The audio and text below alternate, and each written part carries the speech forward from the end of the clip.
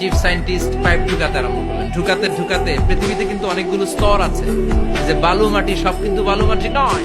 আপনি খুঁড়তে খুঁড়তে পেয়ে যাবেন পাললিক শিলা, এরপরে রূপান্তরিত শিলা, এরপরে মার্বেল পাথরের শিলা, এরপরে শুরু হবে গরম আগ্নেয়গিরির শিলা। ওই শিলার ভেতরে এমন আগুন আল্লাহ রেখেছে, নেভাল একাডেমির সায়েন্টিস্টরা ফায়ার প্রুফের পাইপ ঢুকাতে ঢুকাতে একটা লেভেল যাওয়ার পরে দেখে যে ফায়ার প্রুফের পাইপও গলে গলে মুহূর্তে পানি হয়ে যায়। তার মানে ভেতরে এমন আগুন আল্লাহ রেখেছে, ওই আগুনের তুলনায় পৃথিবীর আগুনের মতো নয়। ওই আগুনটাই জাহান্নামের আগুন। আবার বিজ্ঞানীরা গবেষণা করে ওই আগুনের মধ্যে মানুষের চিৎকার শুনেছে।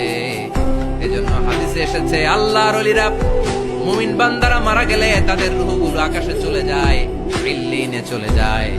আর কাফের মুশরিক আর নাস্তিক গুলো মারা গেলে তাদের আত্মাগুলো পৃথিবীর মাঝখানে সিজ্জিনে চলে যায়। ওই সিজ্জিনের ভেতরে আগুন আছে না নাই? চিল্লায় বলেন। তার মানে পাতালপুরীর কথাও আছে, সাগরের কথাও আছে, আকাশের কথাও আছে।